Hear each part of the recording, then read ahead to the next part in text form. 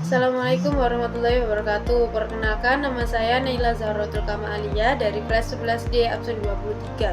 Di sini saya ingin melakukan remedi geografi bab 1 yang berjudulkan lingkungan dan kependudukan, bab 2 mitigasi dan adaptasi bencana. Halo semuanya, hari ini kita akan membedah salah satu hubungan paling kompleks, paling dinamis, dan paling menentukan masa depan planet kita, yaitu interaksi antar kependudukan antroposfer dan lingkungan hidup biosfer. Di sini saya ingin membacakan tentang bab 1 tentang kependudukan dan lingkungan hidup.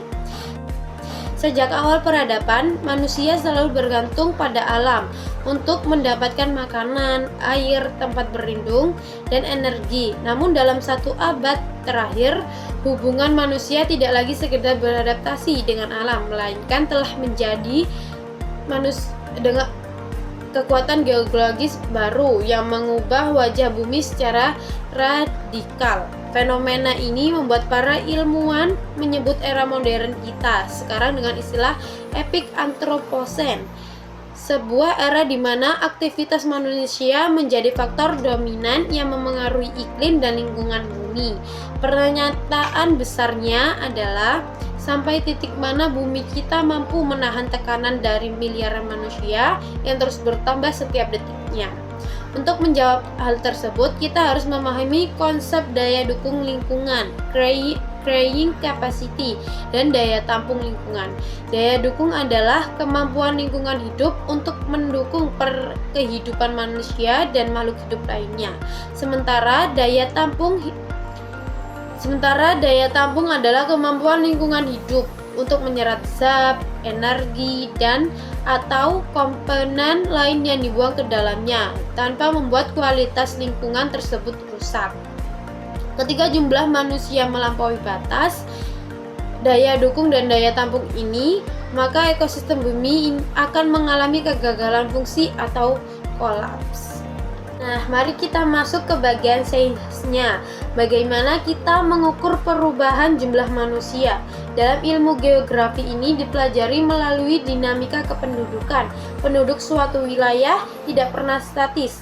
Jumlahnya terus berubah yang didorong oleh 3 variabel utama: kelahiran natalitas, kematian mortalitas, dan perpindahan migrasi. Para ahli demografi menjadi faktor pertumbuhan penduduk menjadi 2 jenis perhitungan dasar.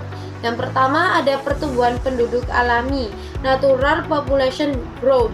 Pertumbuhan ini murni hanya menghitung selisih antara jumlah bayi yang lahir hidup dan jumlah orang yang meninggal dunia di satu wilayah dalam 1 tahun. Rumusnya adalah P sama dengan L min M. Keterangan P adalah pertumbuhan penduduk, L adalah jumlah kelahiran, dan M adalah jumlah kematian. Yang kedua ada pertumbuhan penduduk total. Perhitungan ini jauh lebih akurat untuk menggambarkan kondisi nyata suatu wilayah karena turut memasukkan faktor pergerakan manusia melintasi batas wilayah. Rumusnya adalah P sama dengan buka kurung L min M tutup kurung plus buka kurung L min E. Keterangan I adalah imigrasi penduduk yang masuk ke suatu wilayah dan E adalah emigrasi penduduk yang keluar dari wilayah tersebut. Jika angka pertumbuhan total ini melonjak sangat tajam dalam waktu singkat, terjadilah fenomena ledakan penduduk, population explosion. Mengapa ledakan penduduk bisa terjadi di abad modern? Jawabannya adalah karena adanya transisi demografi, kemajuan teknologi kedokteran, penemuan antibiotik, program imunisasi massal, dan membaiknya sanitasi berhasil menurunkan angka kematian, mortalitas secara drastis di seluruh dunia. Namun di sisi lain, angka kelahiran natalitas di negara-negara berkembang masih tetap tinggi karena faktor budaya, kurangnya edukasi KB atau pandangan sosial ekonomi tradisional. Akibatnya kurva pertumbuhan penduduk melesat naik menyerupai huruf C. Sekarang Mari kita lihat kondisi spesifik negara kita, Indonesia. Indonesia saat ini menghadapi sebuah situasi kependudukan yang sangat unik, sekaligus penuh tantangan yang ditandai oleh dua masalah utama. Pertama, ketimpangan geografi penduduk. Masalah terbesar Indonesia bukanlah sekedar jumlah total penduduknya yang mencapai ratusan juta jiwa, melainkan distribusi atau persebarannya yang sangat tidak merata. Pulau Jawa yang luas wilayahnya hanya sekitar 6 hingga 7% dari total daratan Indonesia harus memikul beban tempat tinggal bagi lebih dari 55% total penduduk Indonesia. Ketimpangan ini menciptakan tekanan lingkungan lokal yang luar biasa hebat di Jawa. Konversi lahan pertanian subur menjadi jalan tol dan beton perumahan. Penurunan muka tanah akibat penyedotan di air tanah secara masif hingga polusi udara kronis di wilayah metropolitan seperti Jabodetabek, Bandung, dan Surabaya. Sementara itu, pulau-pulau besar seperti Kalimantan dan Papua memiliki kepadatan penduduk yang sangat rendah, namun menghadapi ancaman kerusakan lingkungan akibat eksploitasi industri ekstraktif skala besar seperti pertambangan dan perkebunan monokultur. Kedua, ada fenomena bonus demografi. Indonesia saat ini sedang berada di jendela peluang yang disebut bonus demografi.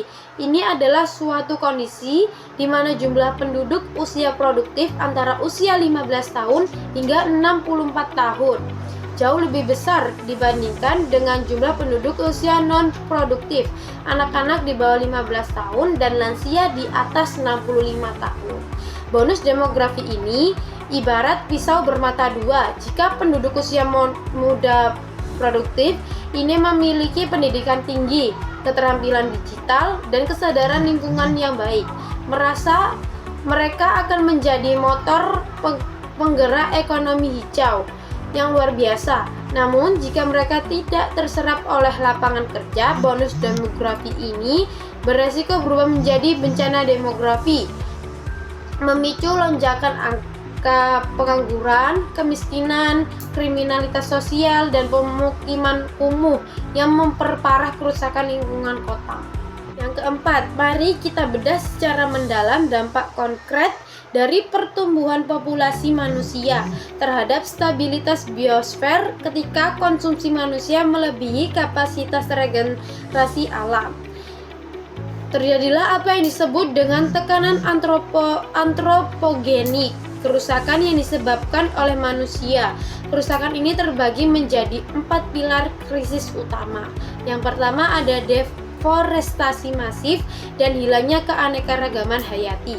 Untuk mencukupi kebutuhan pangan, papan, dan industri populasi global, jutaan hektar hutan hujan tropis di Sumatera, Kalimantan, dan Papua digunduli setiap tahunnya. Hutan dikonversi menjadi perkebunan skala besar, lahan pertanian, atau area pertambangan terbuka. Akibatnya, bumi kehilangan penyerap karbon alami terbesar yang mempercepat laju perubahan iklim. Selain itu, kepunahan massal spesies satwa liar terjadi karena kehilangan habitat alami mereka, memicu ketidakseimbangan rantai makanan. Yang kedua, ada pencemaran air sistemik dan ancaman mikroplastik. Limbah cair dari aktivitas industri dan limbah domestik rumah tangga miliaran manusia dialirkan ke sungai-sungai tanpa proses filtrasi yang memadai. Akibatnya sungai-sungai kita tercemar logam berat, bakteri E. coli, dan deterjen. Krisis ini diperparah oleh sampah plastik.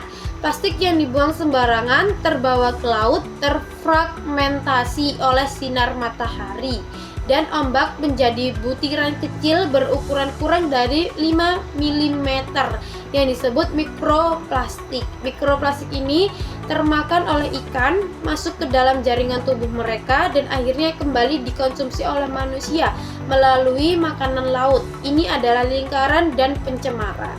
Yang ketiga, ada degradasi udara kronis dan efek rumah kaca. Mobilitas manusia yang tinggi membutuhkan energi pembakaran bahan bakar fosil seperti minyak bumi untuk kendaraan dan batu bara untuk membangkit listrik tenaga uap (PLTU), melepaskan jutaan ton gas emisi ke atmosfer. Gas-gas ini terutama karbon dioksida, CO2, metana, CH4, dan nitrogen oksida, N2O, bertindak seperti kaca di atmosfer bumi. Mereka menahan panas matahari agar tidak memantul kembali keluar angkasa. Fenomena inilah yang kita kenal sebagai efek rumah kaca yang memicu pemanasan global, mencairnya es kutub, dan cuaca ekstrim yang tidak menentu. Nah, yang keempat ada krisis hidrologi dan amblesan tanah perkotaan.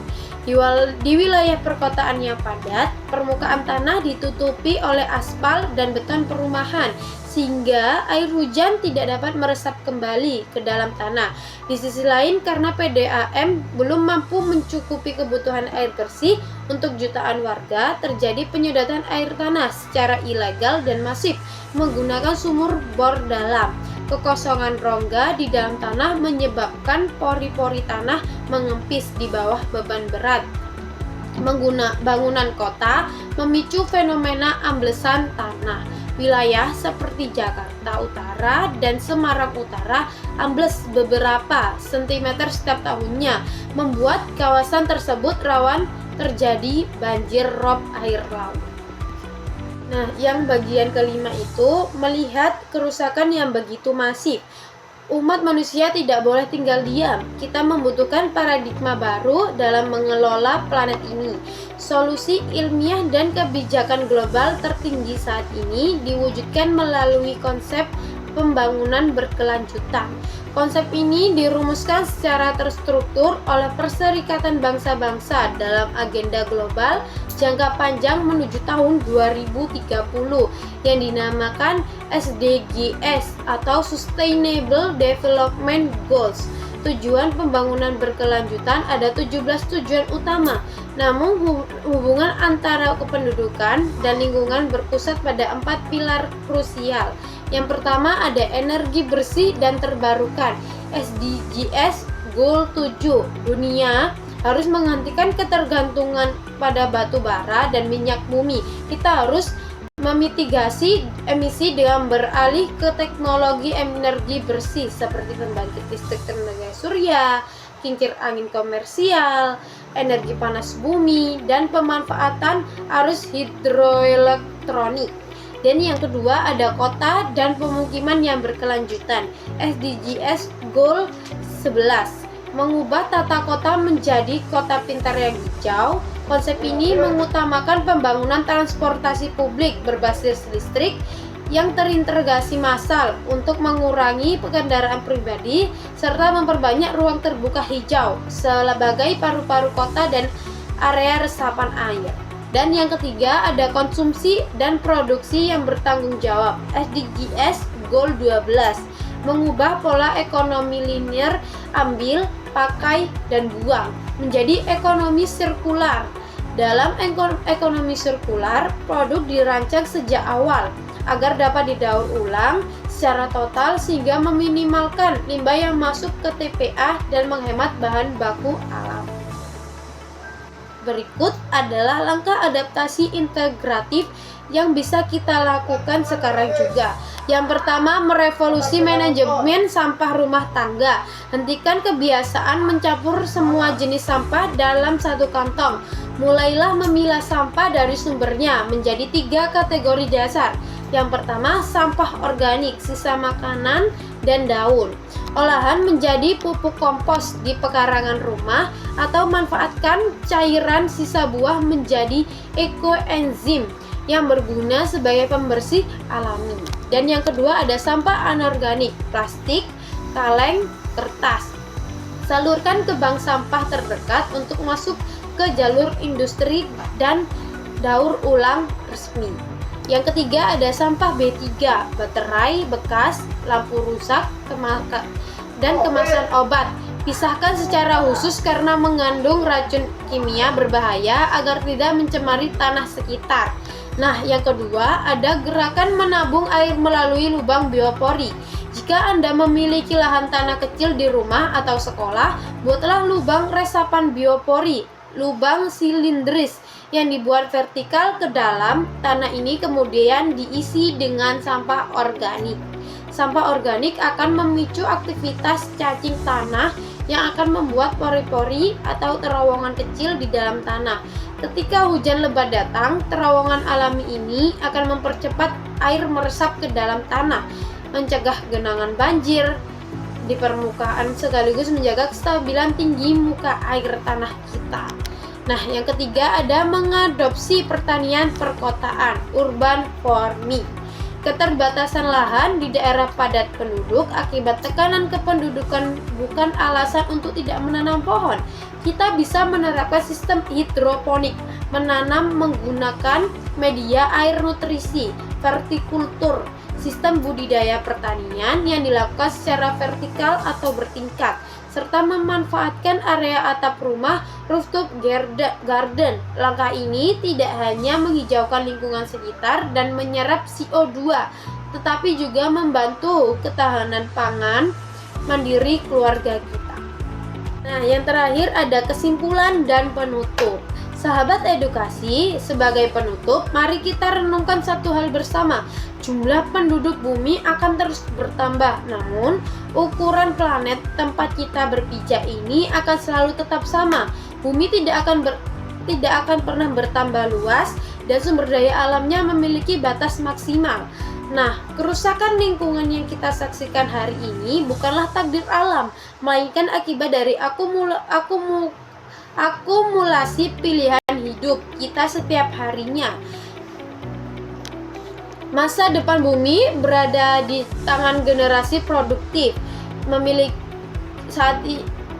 Saat ini kita memiliki pengetahuan teknologi, kita memiliki datanya, dan sekarang yang kita butuhkan adalah kemauan kuat untuk bertindak. Mari kita ubah pola pikir kita dari penguasa alam yang merusak menjadi penjaga alam yang merawat. Kurangi jejak karbon Anda, hemat energi, bijak dan mengonsumsi barang, dan hargai setiap tetes air bersih. Jaga bumi kita karena tidak ada planet cadangan untuk tempat tinggal kita di masa depan. Terima kasih banyak telah menyaksikan video Masterclass Geografi Lingkungan dan Kependudukan ini sampai selesai.